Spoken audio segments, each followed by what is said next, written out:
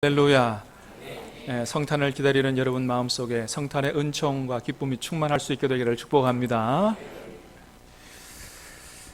여러분, 우리가 살다 보면 때로 낙심이 될 때도 있지요. 정말 열심히 일했는데 그 결과가 기대하는 것보다 한참 못 미치는 경우 낙심이 되지요. 또 우리가 모든 부모님들이 자녀들을 위해서 얼마나 애쓰고 노력합니까? 사랑하고 헌신합니다. 그런데 자식들이 그거 몰라주고 속썩일 때 낙심이 되기도 하지요. 신앙생활도 마찬가지예요. 나 나름대로는 열심히 하나님 섬기느라고 섬겼는데 뭔가 되는 일은 없는 것 같고, 복은 다른 사람 다 받는 것 같고 나만 복 못 받는 것 같고, 때로 낙심이 되기도 합니다. 또 작정하고 금식까지 하면서 기도 열심히 했는데 기도 응답이 없는 것 같아요. 오랜 시간 기도 응답이 없는 것 같을 때 낙심이 되기도 하지요. 근데 여러분, 그런 낙심의 경험은 우리만 하는 게 아니라 성경을 보니까 성경에 나와 있는 위대한 믿음의 조상들도 낙심했을 때가 있더라 하는 것을 보게 됩니다. 대표적인 케이스가 누구냐 하면, 오늘 장로님하고 저하고 짠 것도 아닌데 너무 설교 내용하고 제가 너무 은혜 받았어요. 엘리야예요, 엘리야. 여러분, 엘리야가 어떤 선지자입니까? 엘리야에게 별명을 붙여준다면 하늘 문을 열고 닫는 선지자라고 별명을 붙여줄 수 있어요. 그가 한 번 기도했더니 하늘 문이 닫혀버렸어요. 3년 6개월 동안 비가 오지 않았습니다. 근데 또 그렇게 안 오던 비가 한 번 기도했더니 기도한 대로 쏟아지더라는 거예요. 그래서 많은 선지자들이 있지만 구약 선지자를 대표할 만한 선지자 그러면 엘리야 선지자를 꼽고, 기도의 능력, 또 갈멜산상에서 바알 선지자들과 450대 1로 싸워 승리한 기도의 능력 선지자, 하늘 문을 열고 닫는 선지자 엘리야. 그렇게 큰 대승을 거뒀는데 이세벨이라고 하는 한 여자의 협박에 낙심이 돼가지고 도망을 가는데 아주 36개의 주랭랑을 치는 거예요. 저 북쪽에서 제일 남쪽 브엘세바까지, 그것도 더 광야로 들어가서 로뎀나무 앞에 엎드려서, 하나님, 나는 이제 도저히 못하겠습니다. 다 넘어갔고 나 혼자밖에 안 남았는데 이제는 나는 도저히 못하겠습니다. 하나님, 나를 여기서 그냥 죽여주십시오. 이렇게 하나님 앞에 죽여달라고 기도했던 사람이 바로 엘리야 선지자죠. 엘리야 선지자만 그랬느냐? 아니에요. 출애굽의 민족의 영웅 모세 또한 그랬습니다. 모세가 이스라엘 백성들을 출애굽시킨 이후에 하나님이 약속하신 가나안 땅으로 이끌고 가는 도중에 광야에서 얼마나 원망 불평하고 때로는 막 돌 가지고 치려고 그러고 너무너무 낙심이 되는 거예요. 그래서 모세가 하나님 앞에 어떻게 기도했다고요? 한번 민수기서 말씀을 읽어볼까요? 같이 시작. 주께서 내게 이같이 행하실진대 그와 없나니 내게 은혜를 베푸사 즉시 나를 죽여 내가 고난당함을 내가 보지 않게 하옵소서. 여러분, 저 기도를 보면 모세가 얼마나 낙심이 됐는지를 가히 짐작할 수 있어요. 더 이상 못하겠습니다. 주님, 난 도저히 이 백성 이끌고 가나안 땅 못 들어가겠으니 나를 그냥 여기서 죽여주십시오. 모세 같은 사람도 낙심할 때가 있었더라라고 하는 거죠. 오늘 본문의 세례 요한 마찬가지입니다. 여러분, 세례 요한이 누구예요?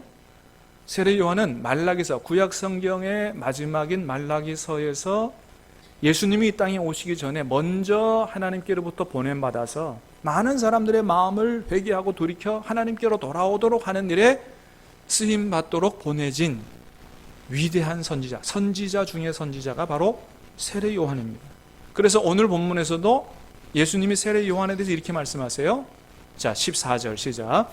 만일 너희가 즐겨 받을진대 오리라 한 엘리야가 곧 이 사람이니라. 그래서 말라기서 4장에 보면 내가 이 땅에 가기 전에 선지자 엘리야를 보내겠다. 이 선지자 엘리야가 바로 세례 요한이다. 그래서 세례 요한이 허리에 가죽띠를 띠고, 그죠? 이 털옷을 입고 그랬죠. 원래 구약의 예언자 엘리야 선지자가 털이 많은 사람이고, 그렇기 때문에 내가 바로 말라기서에서 예언된 그 엘리야다, 제2의 엘리야다라고 하는 걸 보여주기 위해서죠. 그런데 이러한 세례 요한도 낙심할 때가 있었다는 거예요. 자, 그 이유가 뭐냐? 2절 3절을 보니까 이렇게 했습니다. 2절 3절 시작. 요한이 옥에서 그리스도께서 하신 일을 듣고 제자들을 보내어 예수께 여짜오되 오실 그이가 당신이 오니까 우리가 다른 일을 기다리오리까. 아멘. 여러분, 다른 사람은 몰라도 누구는 예수님 확실히 알아봐야 돼요. 세례 요한만큼은. 왜요? 예수님 오시기 바로 앞에 예수님 위해서 보내진 사람이 세례 요한인데, 이 세례 요한이 이 말씀 전하다가 붙잡혀서 감옥에 들어가서 예수님께서 하시는 일들을 들어보니까 헷갈리는 거예요. 분명히 내가 온 다음에 예수님 오신다고 그랬는데, 하나님 오신다고 그랬는데, 그 예수님이 오셔서 예수님께서 오신다고 한 메시아인 것 같았는데 하는 거 보니까 아닌 것 같거든요. 그러니까 의심이 되고 때로는 낙심이 되는 거예요. 마태복음 3장에 보면 세례 요한이 예수님을 이렇게 전했습니다. 자, 한번 보겠습니다. 시작. 그는 성령과 불로 너희에게 세례를 베푸실 것이요 손에 키를 들고 자기의 타작마당을 정하게 하사 알곤 모아 곳간에 들이고 쭉정이는 꺼지지 않는 불에 태우시리라. 아멘.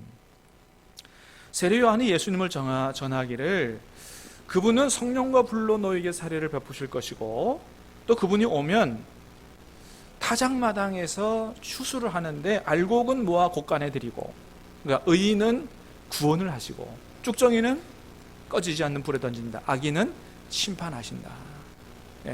내 뒤에 오시는 분은 바로 그런 분이다. 그렇게 전했고 그런 예수님을, 그런 메시아를 기대했습니다. 그런데 예수님이 하시는 것들을 보니까 분명히 의인은 구원하신다고 그랬는데 하나님을 위해서 일하다 옥에 갇힌 나는 구원하실 생각을 안 하고 오히려 심판해서 지옥불에 던져야 될 세리들, 장녀들, 이런 사람들의 죄는 다 용서해주고 또 뭐 더 나아가서 그들하고 같이 어울리고 식사도 같이 하고 이렇게 하시는 거예요. 그러니까 자기가 전했던 예수님하고는 잘 안 맞는 것입니다. 예수님이 메시아라고 생각했는데 아닌 것 같아요. 낙심이 되죠. 의심이 생기는 거예요. 자, 이에 대해서 예수님은 뭐라고 말씀하셨느냐? 예수님의 답변입니다. 4절, 5절, 6절 시작. 예수께서 대답하여 이르시되 너희가 가서 듣고 보는 것을 요한에게 알리되 맹인이 보며 못 걷는 사람이 걸으며 나병 환자가 깨끗함을 받으며 못 듣는 자가 들으며 살아나며 가난한 자에게 복음이 전파된다 하라. 누구든지 나로 말미암지 아니하는 자는 복이 있도다 하시니라. 아멘. 맹인이 보며 못 걷는 사람이 걸으며 나병 환자가 깨끗함을 받으며 못 듣는 자가 들으며 죽은 자가 살아나며 가난한 자에게 복음이 전파된다. 너희가 보고 들은 것을 너희 스승 요한에게 가서 전해라. 근데 이 말씀은요, 구약 성경에 이 이사야에 있는 말씀을 그대로 예수님께서 말씀하신 거예요. 자, 이사야 35장과 61장 말씀인데 이사야 35장에는 어떤 말씀이 기록되어 있냐면 이런 말씀입니다. 시작. 그때에 맹인의 눈이 밝을 것이며 못 듣는 사람의 귀가 열릴 것이며 그때에 저는 자는 사슴같이 뛸 것이며. 자, 요 말씀은 어떤 말씀이냐 하면 메시아가 오시면 일어날 일들에 대해서 예언해 놓은 말씀이에요. 그때에 메시아가 오시면 맹인의 눈이 밝아질 거다. 예수님이 메시아가 오셔서 맹인의 눈을 뜨게 할 거다. 못 듣는 사람은 듣게 할 거다. 저는 사람은 고침을 받고 사슴같이 뛰는 역사가 나타나게 될 거다. 그런 일을 행하시는 분을 보면 그분이 누구다? 하나님이 보내신 메시아다라는 걸 알게 될 거다. 이사야 61장에도 이런 말씀이 있습니다. 1절 시작. 주 여호와의 영이 내게 내리셨으니 이는 여호와께서 내게 기름을 부으사 가난한 자에게 아름다운 소식을 전하게 하려 하심이라. 아멘. 저기 보면 주 여호와의 영이 내게 내리셨으니 이는 여호와께서 내게 뭘 부어요? 기름을 부으사. 여러분, 메시아라고 하는 말의 뜻이 뭐예요? 기름 부음을 받은 자, 하나님이 특별히 택한 종, 그래서 이 땅에서 하나님의 일을 하도록 보내진 자가 바로 기름 부음을 받은 자고 메시아예요. 그걸 헬라어로 크리스토스, 우리는 그리스도라고 얘기하죠. 그분이 오셔서 하는 일 중에 하나는 뭡니까? 가난한 자에게 아름다운 소식을 전하게 하려 하심이라. 이렇게 이사야서에서 메시아가 오면 이루어질 일들에 대해서 예언을 했는데, 자, 예수님께서 오셔서 뭐 하셨어요? 그걸 그대로 다 이루셨던 거예요. 할렐루야. 여러분, 자, 이 말씀들은 뭘 보여주는 거냐 하면 2000년 전에 이 땅에 오셔서 아기 예수의 몸으로 오셔서 복음을 전하시고 말씀을 가르치시고 십자가 달려 죽으셨다가 승천하신 그 예수님은 구약 성경에서 우리를 구원하기 위해서 약속된, 보내기로 오시기로 약속된 바로 그 메시아, 바로 그 구원자라는 사실을 분명히 보여주는 것입니다. 할렐루야. 그래요. 여러분, 다른 예수는 없어요. 뭐 많은 이단 사이비들이 내가 예수다, 다른 예수는 없어요. 2000년 전에 이 땅에 오셔서 십자가에 죽으시고 부활 승천하신 그 예수님, 그 예수님이 바로 구약 성경에서 보내시고자 하셨던 유일한 메시아의 구원자인 줄로 믿으시기를 바랍니다. 그래서 예수님이 이 땅에 계실 때 당신을 가리켜서 뭐라고 하셨냐면 인자다 이렇게 말씀하셨어요. 인자가 온 것은, 그죠? 원래 여러분 인자라고 하는 말은 무슨 뜻이냐면 한자로 보면 사람의 아들이다 이런 뜻이에요. 근데 예수님께서 이 땅에 태어나실 때는 법적으로 누구의 아들로 사셨어요? 요셉의 아들로 사셨죠. 마리아의 아들로 육신적으로는 태어나셨잖아요. 그래서 여기서 내가 인자다, 사람의 아들이라고 하는 것은 내가 마리아의 아들이나 요셉의 아들이라는 걸 얘기하는 게 아니에요. 이건 뭘 얘기하는 거냐면 다니엘서 7장 13절에 나타난 예언된 인자를 말하는 단어라고 하는 거예요. 다니엘 7장 13절 14절 여러분 우리 잘 아시죠? 한번 보여요. 거기에 어떤 인자가 나타나 있는지. 시작. 내가 또 밤 환상 중에 보니 인자 같은 이가 하늘 구름을 타고 와서 옛적부터 항상 계신 이에게 나아가 그 앞으로 인도되매 그에게 권세와 영광과 나라를 주고 모든 백성과 나라들과 다른 언어를 말하는 모든 자들이 그를 섬기게 하였으니 그의 권세는 소멸되지 아니하는 영원한 권세요 그의 나라는 멸망하지 아니할 것입니다. 아멘. 예수님께서 내가 인자다라고 하는 것은 마리아의 아들 요셉의 아들을 얘기하는 게 아니라 다니엘서 7장 13절 14절에서 다니엘의 환상 중에 인자 같으니 사람의 아들 같은 어떤 분을 보게 되는데 이분은 하나님께로 나아가서 영원한 나라 권세를 받은 모든 온 열방이 족속들이 섬기는 영원한 나라의 왕인 어떤 그런 분을 얘기하는 것입니다. 그래서 신약 성경에 예수님께서 내가 인자다라고 하는 말씀을 하신 모든 곳에는 영어 성경에 뭐라고 했냐면 The Son of God 그랬어요. 하나님께서 에스겔서에도 보면 에스겔 보고 뭐라 그랬냐면 인자야 그랬거든요. 근데 에스겔에게 하신 인자야 할 때는 더가 안 붙습니다. 너 사람의 아들이다 이런 얘기예요. 근데 예수님에게 쓰인 인자는 뭐가 붙는다고요? 더가 붙어요. 더가 영어에 붙는다는 얘기는 뭐예요? 앞에 한번 나왔던 그 사람을 얘기하는 거예요. 예수님께서 내가 바로 그 인자다. 그게 뭐예요? 다니엘서에서 영원한 하나님 나라의 권세를 가진 만왕의 왕 되신 그분이 바로 누구다? 나다라고 하는 것을 얘기하고 있는 것입니다. 이런 말씀들이 바로 여러분 예수님께서 구약 성경에서 오시기로 예언되었던 바로 그 유일한 메시아다라고 하는 것을 보여주는 거예요. 믿습니까? 여러분 이 사실을 어떻게 알고 여러분 믿으셨어요? 이거 기가 막힌 거거든요. 어떻게든지 간에 이 사실을 알고 믿게 된 여러분 축하를 드립니다. 진심으로 믿으셨으면 구원받아 천국에 들어가게 될 줄로 믿습니다. 아니 이미 천국에 들어가 있는 줄로 믿으시기를 바랍니다. 엄청난 복을 받은 거예요. 이걸 어떻게 알고 싶어도 알지 못하는 사람들이 많은데 그래서 우리 하나님의 은혜라 그러죠. 자, 그런데 이런 예수님 당시의 사람들, 많은 사람들이 이 예수님을 메시아로 받아들이질 않았습니다. 왜냐하면 자기들이 기대했던 메시아하고는 달랐기 때문이에요. 일반적으로 유대인들은 어떤 메시아를 기다렸습니까? 로마 지배하에 식민지로 있던 자기 나라를 정치적으로 독립시켜줄 정치적인 메시아, 경제적인 메시아를 기다렸죠. 근데 여러분 예수님께서 메시아라고 하시면서 예루살렘 성에 입성하실 때 군사들을 이끌고 백마를 타고 이렇게 입성하시는 게 아니고 뭘 타고 입성하셨어요? 나귀 새끼 타고 제자 몇 명 데리고 나귀 새끼 타고 입성을 하셨어요. 볼품 없어요. 볼품 없어. 그런 정도만이 아니고 나중에 뭔가 이렇게 힘있게 뭘 하는 게 아니고 힘없이 체포돼서 십자가에 달려 죽으시는 그런 모습들을 보면서 여러분, 지나가는 사람들이 뭐라고 조롱합니까? 나라 구할 생각하지 말고, 다른 사람 구할 생각하지 말고 당신이나 구하라고 그렇게 조롱하기도 그렇게 했죠. 그러니까 이런 메시아는 자기들이 기대했던, 자기들이 생각했던 메시아하고 거리감은, 이런 메시아는 자기들에게 필요가 없다. 그래서 많이 예수님을 거절했죠. 예수님은 그런 부류들하고 똑같지는 않았지만, 그러나 그럼에도 불구하고 세례 요한도 마찬가지로 자기가 전하고 자기가 생각하고 자기가 기대했던 예수님과는, 메시아하고는 달랐기 때문에 의심이 되고 낙심이 됐던 것입니다. 그래서 예수님이 뭐라고 말씀하세요? 자, 6절 말씀 시작. 누구든지 나로 말미암아 실족하지 아니하는 자는 복이 있도다 하시니라. 아멘. 누구든지 나로 말미암아 실족하지 아니하는 자는 복이 있도다.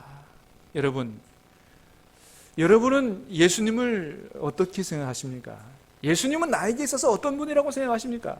여러분, 어떤 예수님을 기대하십니까?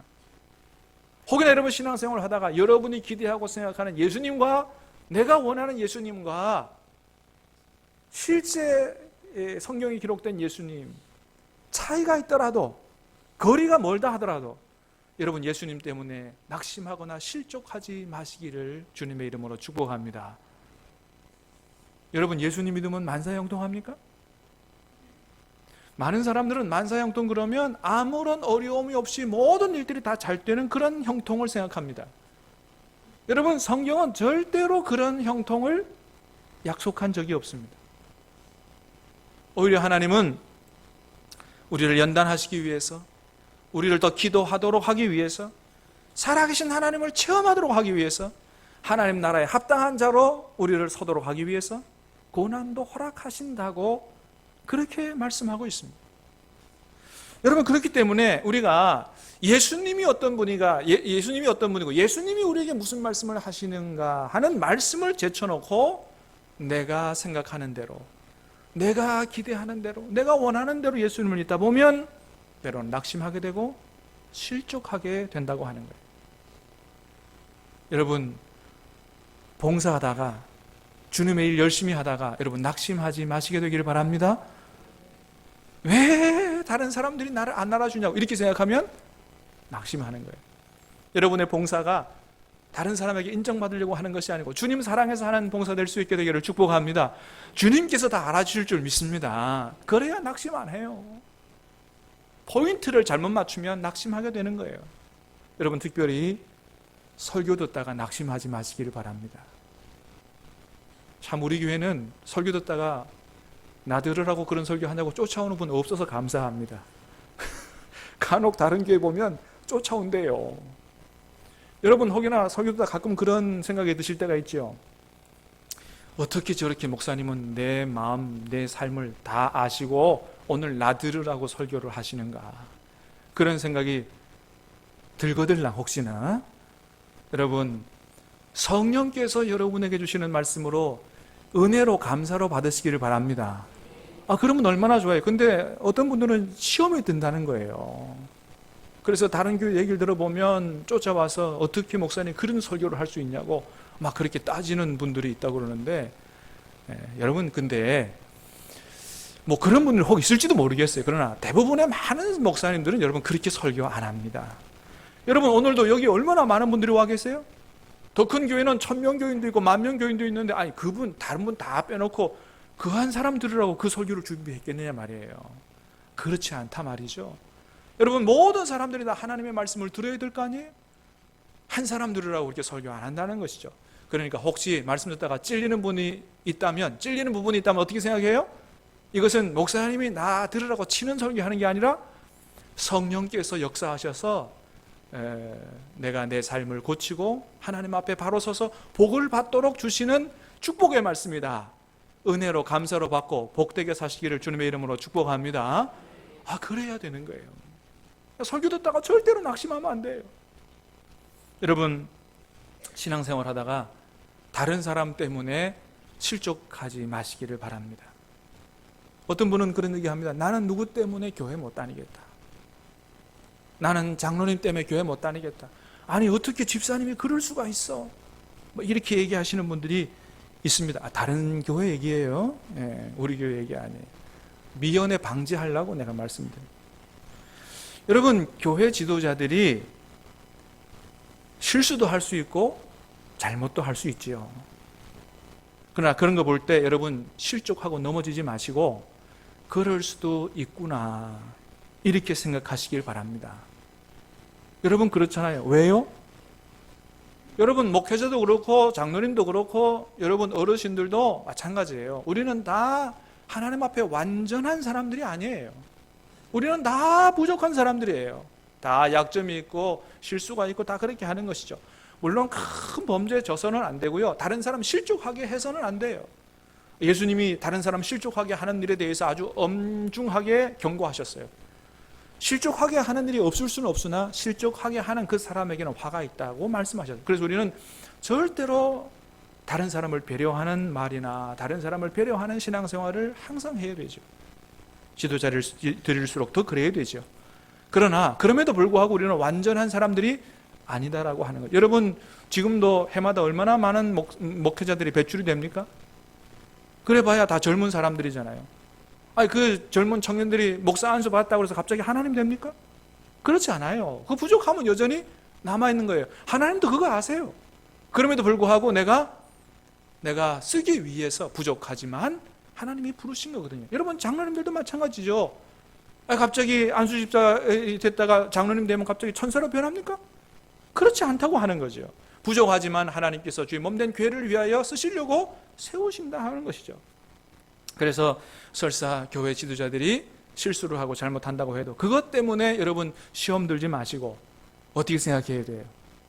내가 오히려 더 기도해 드려야지. 내가 도와드릴 부분은 없는가? 여러분 이런 성숙한 신앙을 가질 수 있게 되기를 축복합니다. 그렇지 않고 어떻게 저럴 수 있는가? 그러면 실족하게 되는 것입니다. 교회도 마찬가지예요. 어떤 사람은 작은 교회라서 낙심하는 사람이 있고요. 또 작은 교회에 왔더니 뭐 프로그램도 별로 없고 커피숍도 없고 이것도 없고 저것도 없고 나 작은 교회 못 다니겠다. 그래서 또 큰 교회로 가면 어떻습니까? 큰 교회 왔더니 또 사랑이 없어서 못 다니겠다. 그러니까 여러분 실족하는 사람은 이 실족병에 들린 사람은 어디 가나 실족하는 거예요. 여러분 이 땅에 우리의 입맛에 꼭 맞는 교회가 있습니까? 전혀 없습니다. 교회를 바꾼다고 그게 달라질까요? 절대 그렇지 않아요. 여러분 예수님 안에 사시기를 주님의 이름으로 축복합니다. 예수님 안에 있어야 예수님이 주시는 은혜와 기쁨과 평강으로 살아야 이 모든 것들을 다 이기고 영적 전쟁에서 승리하고 우리가 하나님 앞에 영광을 돌리고 사는 거죠. 여러분 아담과 하와가 에덴 동산에서도 실족했다라고 하는 것을 기억해요. 중요한 것은 그 한 사람 한 사람의 믿음이지 환경이 아니다라고 하는 것이죠. 이번에 수능을 쳤는데 전국에서 만점자가 15명 나왔다 그래요. 그 중에 한 명이 누구냐 하면 김해 외고를 나온 학생인데 송영준 군이라고 합니다. 이 친구가 이제 중학교 졸업하고 고등학교를 들어갔는데 처음 본 시험에서 127명 중에서 126등 했다 그래요. 그러니까 거의 전교 꼴찌 했죠. 얼마나 낙심이 됐겠습니까? 중학교 때는 그래도 공부 좀 한다 그랬는데 아니 외고 가니까 뭐 다른 아이들하고 게임이 안 되는 거예요. 그도 그럴 것이 집이 너무 가난했어요. 그래서 집에서 학원비 대줘가지고 학원 다니면서 선행한 아이들을 도저히 따라갈 길이 없는 거예요. 낙심이 돼서 공부는 내 길이 아니다 이렇게 생각을 하고 차라리 어머니 좀 짐을 덜어드려야 되겠다. 그래서 실업계 고등학교를 가서 취직을 빨리 해야 되겠다 이런 생각을 했다고 그래요. 근데 선생님이 붙잡아주고 설득하고 내가 장학금도 알아봐 주겠다. 다시 한번 마음을 고쳐먹고 열심히 공부해보자. 그래서 마음을 다잡고 그때부터 공부하기 시작했는데 다른 아이들보다 1시간 늦게 자고 1시간 일찍 일어나서 정말 열심히 공부했대요. 그러니까 실력이 나날이 쌓였겠죠. 자신이 붙었던 모양이에요. 선생님들한테 공공연하게 선생님 내가 만점 받으면 학교에 플랜카드 걸어주세요 그랬다 그래요. 근데 진짜로 만점을 받은 것입니다. 여러분 보세요. 얼마나 어려운 환경 가운데서도 낙심할 수 있었지만, 포기할 수 있었지만, 그러나 선생님의 도움을 어떻게 해요? 낙심을 선택하지 않고 이겨내는 쪽을 선택했다는 것이죠. 사랑하는 여러분, 낙심할 때가 와도, 어려움을 만나서 낙심하고 절망하고 포기하고 싶을 때가 와도 여러분 포기하지 마시기를 바라고, 선생님보다 훨씬 더 큰 도움으로 도와주시는 하나님께 나가서 기도하심으로 말미암아 성령의 도우심으로 승리하는 저와 여러분 될 수 있게 되기를 주님의 이름으로 축복합니다. 그래서 영생천국은 어떤 사람에게 주어지는 것이냐? 바로 영적 전쟁에서 싸워 승리하는 자에게 주어진다. 다시 오실 주님께서 요한계시록 2장 3장에서 아시아 7교회에게 편지를 보내시면서 꼭 끝에 붙이는 말씀이 이런 사람에게 영생천국을 주신다고 말씀하시는 걸 보게 돼요. 그 중에 한 구절, 요한계시록 3장 21절입니다. 시작. 이기는 그에게는 내가 내 보좌에 함께 앉게 하여 주기를, 내가 이기고 아버지 보좌에 함께 앉은 것 같이 하리라. 아멘. 누구에게요? 이기는 그에게. 여러분 요한계시록 2장 3장 읽어보세요. 모든 교회 끝에 이기는 자에게 주신다고 말씀하고 있습니다. 이게 무슨 얘기예요? 정말로 예수님을 믿는 사람은 이길 수 있다 없다? 이길 수 있다라고 하는 것을 말씀하는 거예요. 사랑하는 여러분, 다시 한번 축복합니다. 말씀 위에 굳게 서서 어떤 일에도 실족하지 마시게 되기를 주님의 이름으로 축복합니다. 그래서 우리가 낙심하지 않으려면요 어떻게 해야 돼요? 내 생각을 내려놓고 우리가 말씀 위에 든든히 서야 하는 것입니다. 예수님께서 뭐라고 하시는지, 성경이 뭐라고 말씀하시는지 그를 잘 듣고 말씀 위에다 우리의 믿음의 집을 지어야 한다는 거예요. 세례 요한도 이렇게 한때 낙심할 때가 있었지만은, 그러나 세례 요한은 넘어지지 않았습니다. 넘어지지 않고 그 의심 낙심을 잘 이긴 것으로 보입니다. 왜냐하면 예수님께서 세례 요한을 향해서 이렇게 칭찬하시기 때문이에요. 한번 같이 읽어봅니다. 7절 시작. 그들이 떠나매 예수께서 무리에게 요한에 대하여 말씀하시되, 너희가 무엇을 보려고 광야에 나갔더냐? 바람에 흔들리는 갈대냐? 세례 요한은 바람에 흔들리는 갈대 아니라는 거예요. 심지가 곧은 사람이다. 9절. 그러면 너희가 어찌하여 나갔더냐? 선지자를 보기 위함이더냐? 옳다, 내가 너희에게 이르노니 선지자보다 더 나은 자니라. 세례 요한은 어떤 사람이에요? 선지자보다 더 나은 사람이다. 11절. 내가 진실로 너희에게 말하노니 여자가 낳은 자 중에 세례 요한보다 큰 이가 일어남이 없도다. 세례 요한을 아주 극찬하셨어요. 바람에 흔들리는 갈대도 아니고 선지자보다 더 위대한 자고, 여자가 낳은 사람 중에 이보다 더 큰 사람이 일어남이 없을 정도로 극찬하셨습니다. 이렇게 세례 요한은 때로 낙심할 때도 있고 의심이 들 때도 있지만 믿음에 흔들리지 않고 주어진 사명을 잘 감당하다가 하나님 앞에 간 사람이죠. 그러면서 주님이 더 중요한 말씀을 하세요. 이런 말씀합니다. 11절 시작. 그러나 천국에서는 극히 작은 자라도 그보다 크니라. 아멘. 그러니까 다시 말하면 하나님의 나라에 들어간 사람은 천국에서는 어떻게 해요? 하나님 나라에 들어간 사람 중에 극히 작은 자라도 누구보다 크다? 세례 요한보다 크다는 거예요. 이 천국은 미래 들어갈 천국만 얘기하는 게 아니고 이미 예수님을 영접하고 구원받아 현재적인 천국에 들어간 사람도 얘기하는 거예요. 다시 말하면 예수님 믿어 구원받은 사람은 누구보다 큰 사람이다. 세례 요한보다 큰 사람이고 세례 요한보다 복받은 사람이라고 말씀하시는 거예요. 할렐루야. 예수님 말씀이에요. 왜 그렇습니까? 여러분, 세례 요한은 이 땅에 와서 하나님의 이 큰 일을 감당했지만, 그러나 그럼에도 불구하고 여전히 구약에 속한 사람이고 예언의 시대에 속한 사람이에요. 그러나 예수님 믿어 구원받은, 예수님을 구세주로 영접한 사람은 신약 시대에 있는 사람이고 구약에서 예언된 그 예언이 성취된 하나님 나라가 이미 이 땅에 온 그 하나님의 나라에 들어간 성취의 시대에 사는 사람이기 때문에 훨씬 더 큰 복을 받은 사람들이다. 예수님 말씀입니다. 사랑하는 여러분, 저와 여러분들이 얼마나 큰 복, 엄청난 복을 받았는지 확실히 깨달아 아시기를 주님의 이름으로 축복합니다. 세례 요한이 받은 복보다 훨씬 더 큰 복을 받은 줄로 믿으시기를 바랍니다. 그래서 12절에서 이런 말씀하세요. 시작. 세례 요한의 때부터 지금까지 천국은 침노를 당하나니 침노하는 자는 빼앗느니라. 아멘. 세례 요한의 때부터 지금까지 천국은 침노를 당하나니 침노하는 자는 빼앗느니라. 두 가지 해석이 가능합니다. 첫 번째는 뭐냐면 긍정적인 의미예요. 하나님의 나라가 이 땅으로 강력히 침투해 들어온다. 이 하나님의 나라에 적극적으로 반응하는 자는 하나님 나라의 침투에 들어간다. 구원을 받아 하나님 나라에 들어간다. 이런 의미가 해석이 가능하고, 또 하나는 하나님 나라가 대적들에게 공격을 당한다. 그래서 하나님 나라에 들어가 있는 사람도 대적들의 사단의 공격으로 인해서 많은 고통과 환난을 당하게 될 거다. 두 가지 해석이 가능합니다. 여러분, 먼저는 이 땅에 이미 하나님 나라가 와 있는 줄로 믿습니다. 예수님 영접하고 진실로 영접하고 하나님 나라에 한 분도 빠짐없이 다 들어갈 수 있게 되기를 주님의 이름으로 축복합니다. 하나님 나라에 들어가 있는 사람도 뭘 당할 수 있다고요? 사단과 대적의 공격으로 고통과 환난을 당할 수 있다. 예수님 믿다가 믿음 때문에 어려움을 당해도 그럴 때 어떻게 해야 돼요? 절대로 실족하거나 낙심하지 마시기를 축복합니다. 이기시기를 바랍니다. 예수님이 이렇게 말씀하세요. 요한복음 16장입니다. 시작. 이것을 너희에게 이르는 것은 너희로 내 안에서 평안을 누리게 하려 함이라. 세상에서는 너희가 환난을 당하나 담대하라. 내가 세상을 이기었노라. 아멘. 사랑하는 여러분, 주님은 다시 오신다고 우리에게 약속하셨습니다. 약속대로 오실 줄로 믿습니다.